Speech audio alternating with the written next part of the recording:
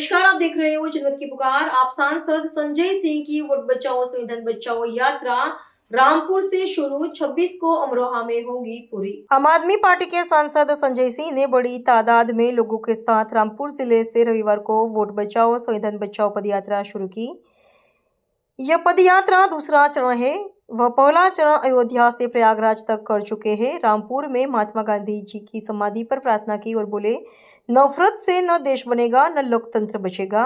इस दौरान संजय सिंह ने जनसभा को भी संबोधित किया और केंद्र सरकार कई गंभीर आरोप लगाए। सुन लीजिए। एक बार जोरदार नारा लगाएंगे, इंकलाब इंकलाब इंकलाब, भारत माता की। मंच पे आसीन आम आदमी पार्टी उत्तर प्रदेश के सह प्रभारी दिल्ली के पूर्व विधायक भाई दिलीप पांडे जी, पार्टी के निवर्तमान प्रदेश के अध्यक्ष भाई सभाजीत सिंह जी, हमारे प्रदेश के निवर्तमान महासचिव दिनेश पटेल जी, इस रोहेलखंड प्रांत के अध्यक्ष हैदर भाई,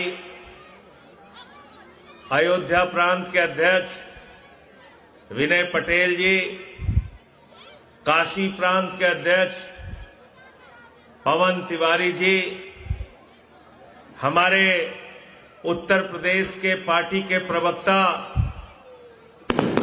भाई फैसल खान लाला साहब, रामपुर के जिला अध्यक्ष भाई अंसार जी,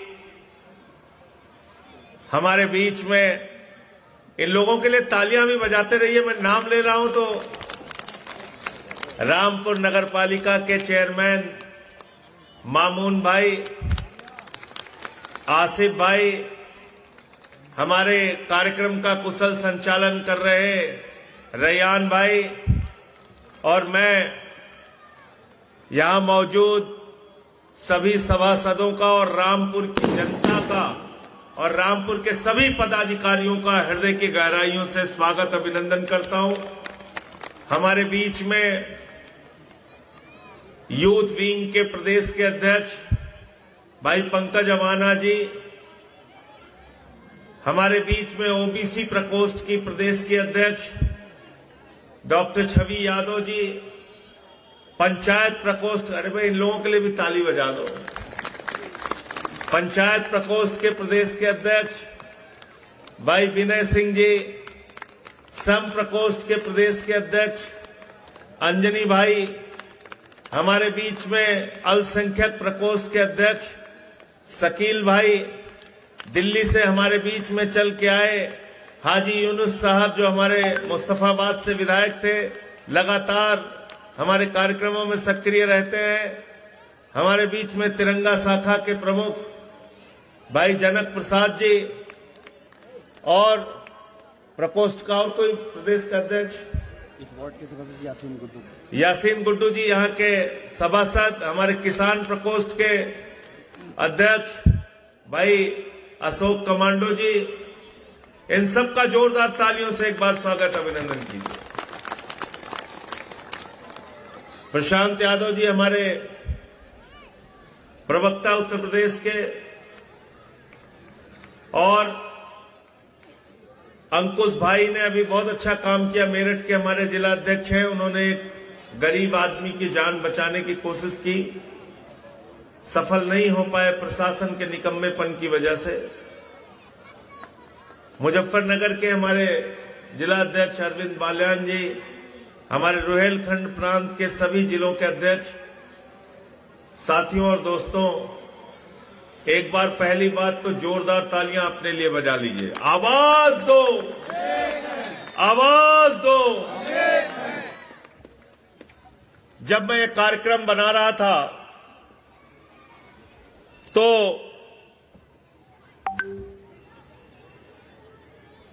मेरे दिमाग में कई सवाल आए, क्या विषय रखा जाए। पिछली पदयात्रा हम लोगों ने की थी सरयू से संगम तक, उसमें मुद्दा रखा था रोजगार दो, सामाजिक न्याय दो। क्या उसी सवाल पे पदयात्रा की जाए? क्या उसी सवाल पे इस जोन के अंदर भी हमारी पदयात्रा चलेगी? कई लोगों की अलग अलग राय थी, लेकिन इस बीच एक घटना हुई। मुझे पता चला उत्तर प्रदेश में एसआईआर के नाम पर देश के प्रधानमंत्री नरेंद्र मोदी जी, उत्तर प्रदेश के मुख्यमंत्री योगी आदित्यनाथ जी और देश का मुख्य चुनाव आयुक्त ज्ञानेश कुमार, ये तीनों मिलकर 3.5 करोड़ वोट काटना चाहते हैं। तो मैंने तय किया कि अब ये लड़ाई वोट को बचाने की लड़ाई होगी, संविधान को बचाने की लड़ाई होगी, लोकतंत्र को बचाने की लड़ाई होगी, चुनाव को बचाने की लड़ाई होगी। तुम संघर्ष करो।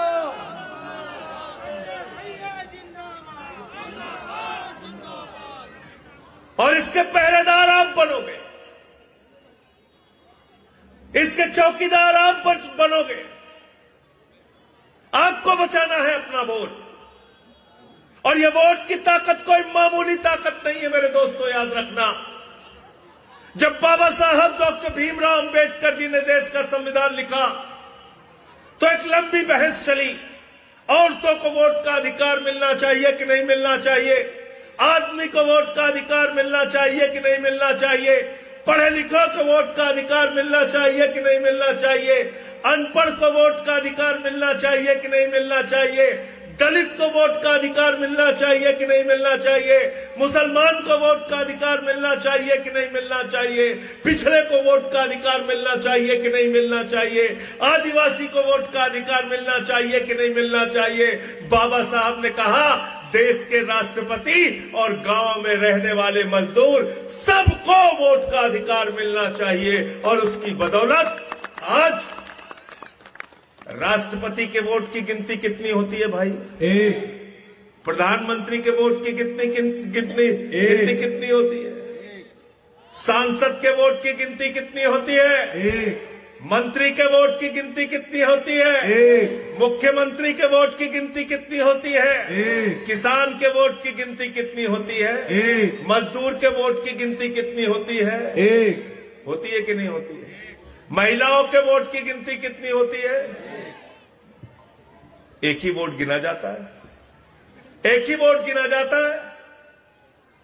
एक वोट के मामले में सब लोग समान हैं, सब लोग बराबर हैं। ये अधिकार किसी और ने नहीं, बाबा साहब डॉक्टर भीमराव अंबेडकर के संविधान की बदौलत हमको मिला।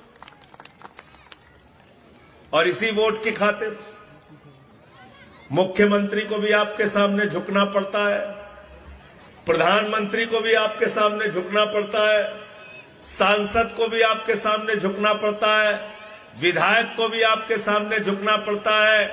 अगर जिस दिन वोट का अधिकार खत्म हो जाएगा तो ये तो डंडा मार के हमको अपने घर से निकाल देंगे। निकाल देंगे नहीं निकाल देंगे बताओ? तो ये जो पदयात्रा है, इस पदयात्रा का मकसद है वोट को बचाना, अपने स्वाभिमान को बचाना, अपने सम्मान को बचाना। अगर आपका वोट बचेगा तो फिर लोकतंत्र बचेगा, देश का संविधान बचेगा, आपका अधिकार बचेगा।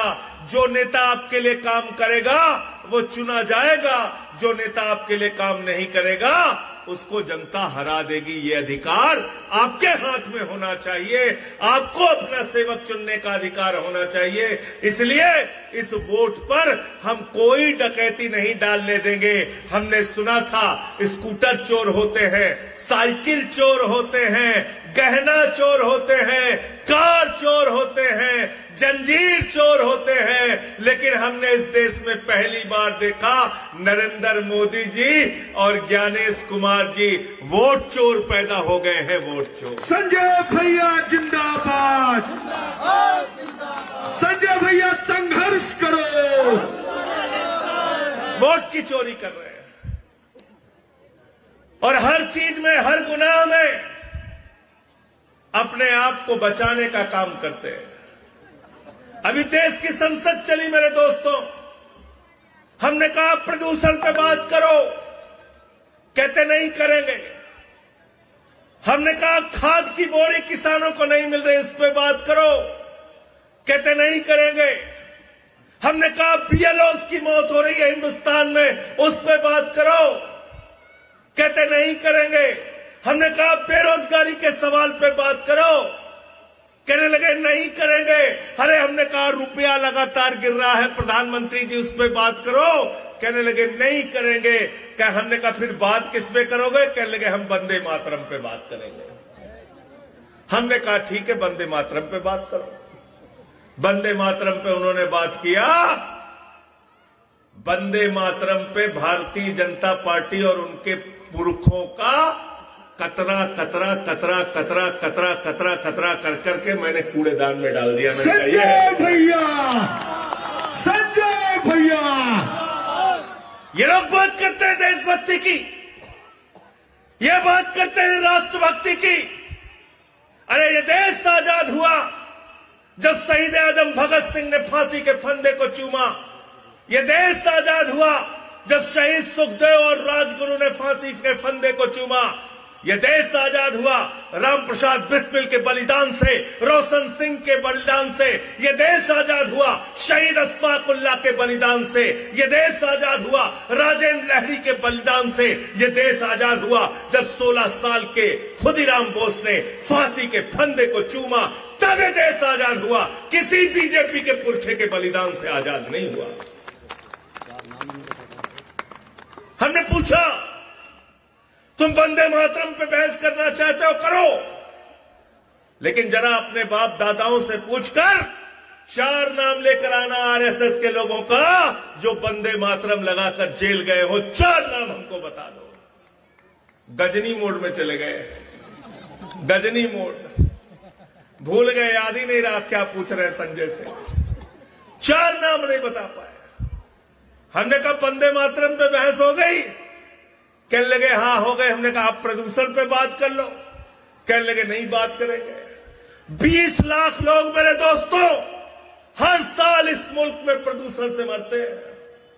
20 लाख लोग हर साल। उस पे देश की संसद में 20 सेकंड भी भारत का प्रधानमंत्री बात नहीं करता। आप सोच सकते हैं देश के प्रधानमंत्री की संवेदनहीनता, आप सोच सकते हैं वो देश की समस्याओं से कितने बेपरवाह है। आज 91 रुपए से ज्यादा कीमत डॉलर की हो गई, लेकिन देश के प्रधानमंत्री को उसकी चिंता नहीं। आज अमेरिका भारत के ऊपर 50% टैरिफ लगा रहा है।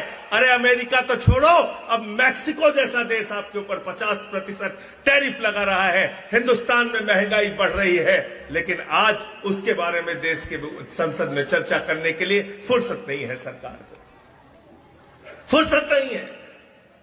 हम खबरें रोज पढ़ते हैं, यही मुरादाबाद में एक बीएलओ की मौत हो गई है। सर्वेश सिंह नाम था साहब, है सर्वेश सिंह। रोते हुए वीडियो बनाया उसने। दबाव बनाया जाता है हमारे ऊपर, कहा जाता है चोरी करो, वोट की चोरी करो, वोट की चोरी करो। हम नहीं कर सकते, हम अपनी जान दे रहे हैं। आप कल्पना कीजिए 40 से ज्यादा बीएलओ हिंदुस्तान में आत्महत्या कर चुके हैं। तुम्हारी इतनी तानाशाही, वोट चोरी का इतना जबरदस्त जुनून आपके दिमाग पे सवार है। आप चाहते हैं आपकी वोट चोरी के लक्ष्य को पूरा करने के लिए लोग अपनी जान दे दें। लेकिन मैं भारत के प्रधानमंत्री से कहना चाहता हूं, दुनिया में बड़े बड़े तानाशाह आए मोदी जी, जनता ने जब चाहा उनको उखाड़ कर फेंक दिया। आपकी सत्ता भी एक ना एक दिन जाएगी। नरेंद्र मोदी होश में आओ, होश में आओ, होश में आओ, नरेंद्र मोदी होश में आओ, होश में आओ, होश में आओ। ये लोकतंत्र है। जिन लोगों ने आपातकाल लगाया था इस देश के ऊपर, उनको भी गुमान था नहीं जाएंगे। 77 में देश की जनता ने साफ कर दिया। जिन लोगों ने तानाशाही किया, भ्रष्टाचार किया, बड़ी बड़ी सरकारों को जनता ने उखाड़ कर फेंक दिया। इसलिए चुनाव जीतना है तो मुद्दों पर जीतो, चुनाव जीतना है तो जनता के लिए काम करके जीतो, चुनाव जीतना है तो बिजली देकर जीतो, पानी देकर जीतो, शिक्षा देकर जीतो, रोजगार देकर जीतो, अस्पताल में दवाएं देकर जीतो। जीतना है तो लोगों के दिल पर राज करके जीतो, नफरत फैलाकर मत जीतो। संजय भैया आप नफरत की बुनियाद पर हिंदुस्तान को बनाना चाहते हैं, वो हिंदुस्तान जहां 144 करोड़ लोग हिंदू, मुसलमान, सिख, ईसाई, अगड़ा, पिछड़ा, दलित, सवर्ण सब मिलकर साथ रहना चाहते हैं। आप भाई को भाई से लड़ाना चाहते हैं। रोज नई नई बातें, रोज नया नया झगड़ा, ये नहीं तो ये झगड़ा, झगड़ा के बाद रगड़ा। कुछ ना कुछ करना है, कुछ ना कुछ करना है। हम किस हिंदू धर्म को मानते हैं? रामपुर के लोगों, मैं इस मैदान में कांसीराम कॉलोनी के बीच में कहना चाहता हूं, हम उस हिंदू धर्म को मानते हैं जो हिंदू धर्म कहता है वसुधैव कुटुंबकम, पूरा विश्व हमारा परिवार है। हम उस हिंदू धर्म को मानते हैं जो हिंदू धर्म कहता है पूजा की समाप्ति के बाद हम अपने भगवान के सामने खड़े होकर प्रार्थना करते हैं, धर्म की जय हो, अधर्म का नाश हो, प्राणियों में सद्भावना हो, विश्व का कल्याण हो। ये है हिंदू धर्म। हम पूरे विश्व के कल्याण की कल्पना करते हैं और मोदी जी कहते हैं प्राणियों में दुर्भावना हो, प्राणियों में झगड़ा हो, प्राणियों में लड़ाई हो। अभी हमारी बिटिया यहां पे बोल रही थी, अलीजा बोल रही थी। उसने कहा कि अंकल यहां बच्चों के पढ़ने के लिए स्कूल नहीं है। मैं इसलिए पढ़ सकती हूं कि मेरे पिताजी सक्षम है तो प्राइवेट स्कूल में पढ़ा सकते हैं, सरकारी स्कूल में भी यहां के बच्चे पढ़ना चाहते हैं तो इसलिए नहीं पढ़ सकते क्योंकि सरकारी स्कूल में सुविधा नहीं है, सुविधा नहीं है। नमक रोटी खाने को मिलती है मिड डे मील में। कई बार खबरें आती हैं चींटी पड़ गया चावल में, छिपकली गिर गई, मिड डे मील बर्बाद हो गया, स्कूल बंद किए जा रहे हैं उत्तर प्रदेश में। ये एकमात्र आम आदमी पार्टी है मेरे दोस्तों जो बच्चों का स्कूल बचाने के लिए पूरे प्रदेश में हम लोगों ने आंदोलन किया। मैं एक एक अपने कार्यकर्ता को बधाई और धन्यवाद देना चाहता हूं।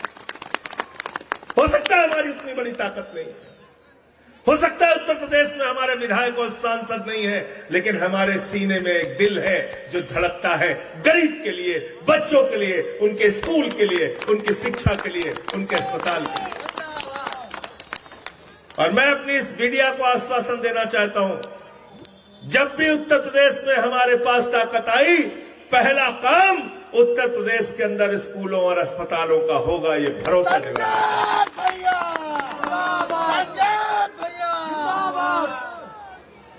और जब तक सत्ता की ताकत नहीं है तब तक सड़क की ताकत से काम कराएंगे, लेकिन घर नहीं बैठेंगे,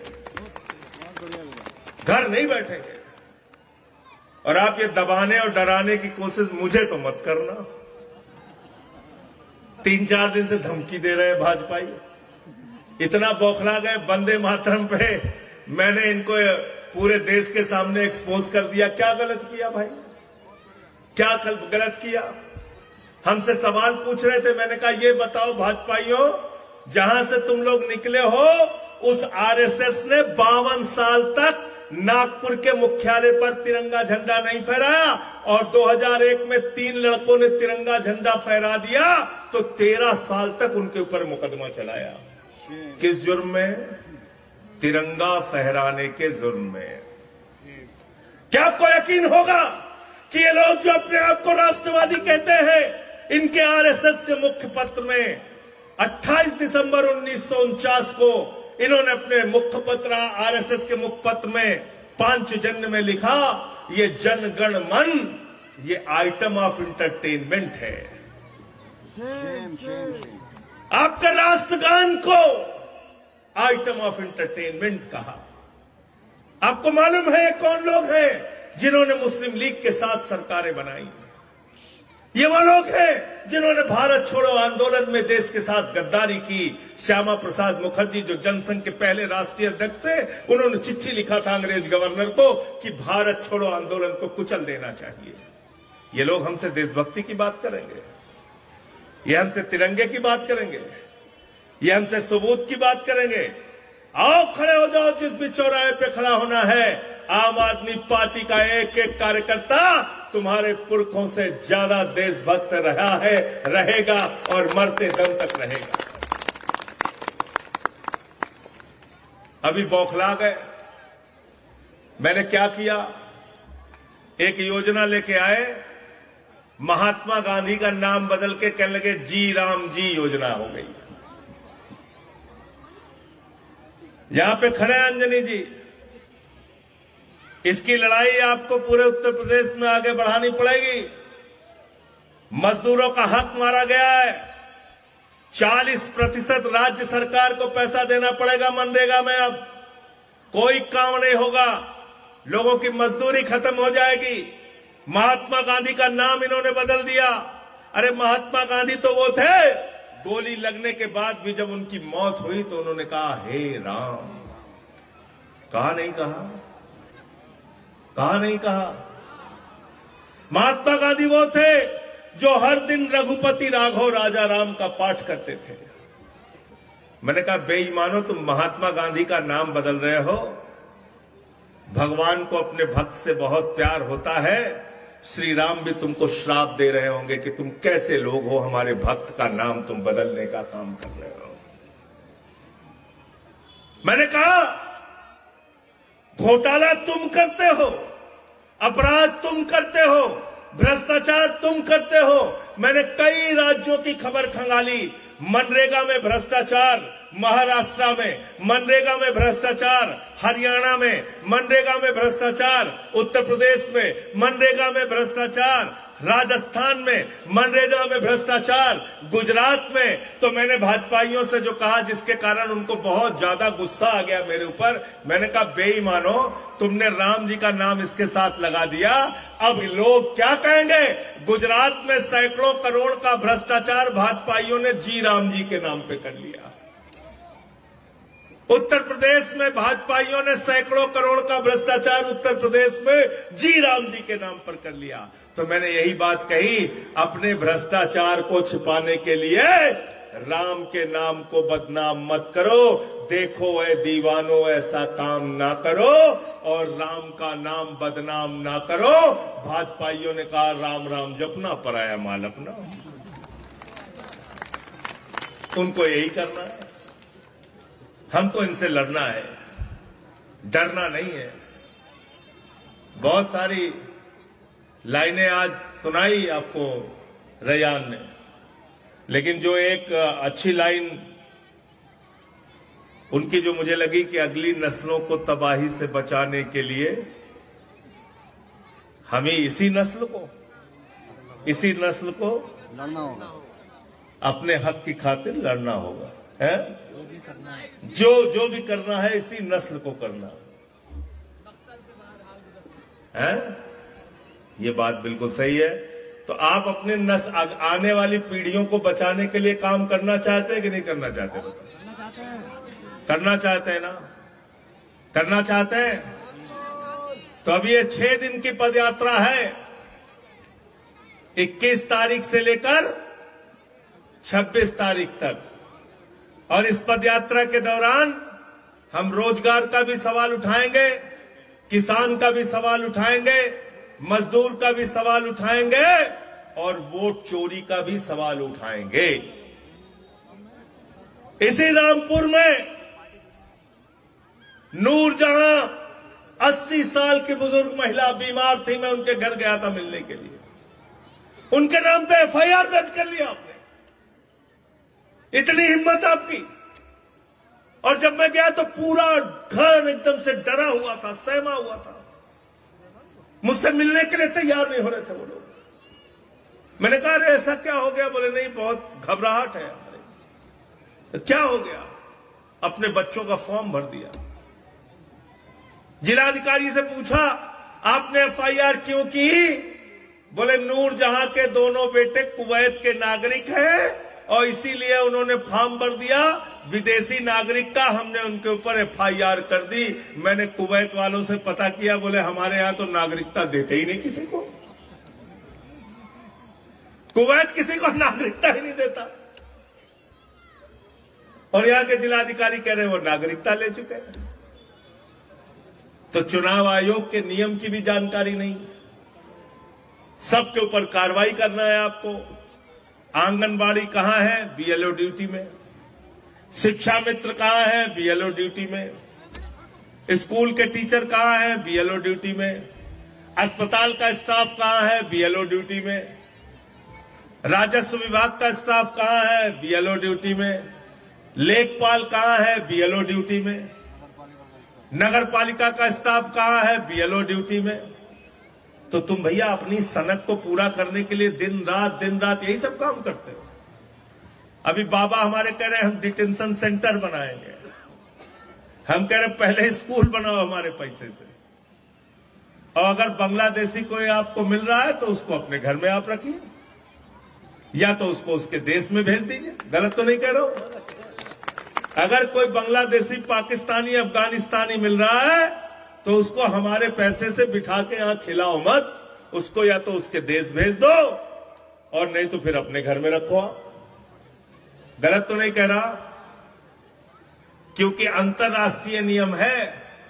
कोई भी बांग्लादेशी आपको मिलेगा, पाकिस्तानी मिलेगा, आप उसको बाहर भेजिए उसके देश में वापस, वरना अगर डिटेंशन सेंटर बना के रखोगे तो हमारे ही टैक्स के पैसे से फ्री भोजन, फ्री शिक्षा, फ्री इलाज, सब कुछ, घर, सड़क, सब बना के आपको देना होगा।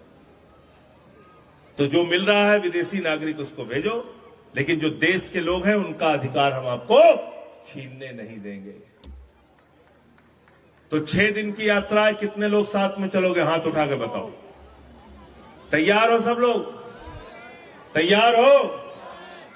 यहां से लेके अमरोहा तक कौन कौन साथ में चलेगा? इतने लोग चलोगे? वाह, पक्का। मैं एक बार चेहरा देख लेता हूं तो मेरे आंख में फोटो खिंच जाती है, याद रखना। अटेंडेंस भी होती है। तो इसलिए अच्छा चलो, उतने दूर का नहीं, आज पहले दिन की परीक्षा होती है,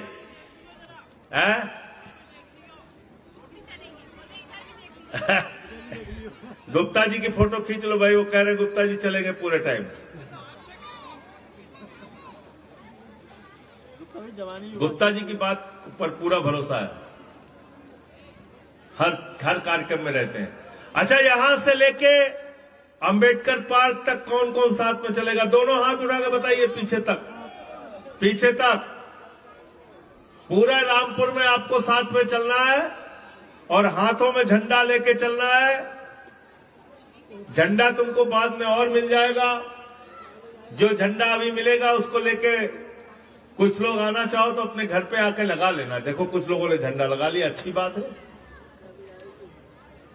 तो अंत में इन्हीं लाइनों के साथ कि अब इस वोट को बचाने की, संविधान को बचाने की लड़ाई यहां से अलग अलग जिलों में जाएगी और अलग अलग जिलों में अलग अलग विधानसभाओं में जाएगी।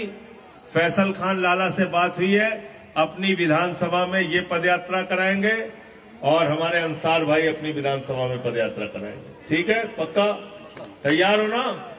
चलिए, बहुत अच्छा। एक बार जोरदार तालियां सभी साथियों के लिए। इंकलाब, इंकलाब, आम आदमी, अरविंद केजरीवाल, अरविंद केजरीवाल। अगर आपने हमारा अभी तक चैनल सब्सक्राइब नहीं किया है तो कृपया चैनल सब्सक्राइब कर लें, लाइक करें, शेयर करें, कमेंट करें। तो मिलते हैं फिर किसी और खबरों के साथ। नमस्कार।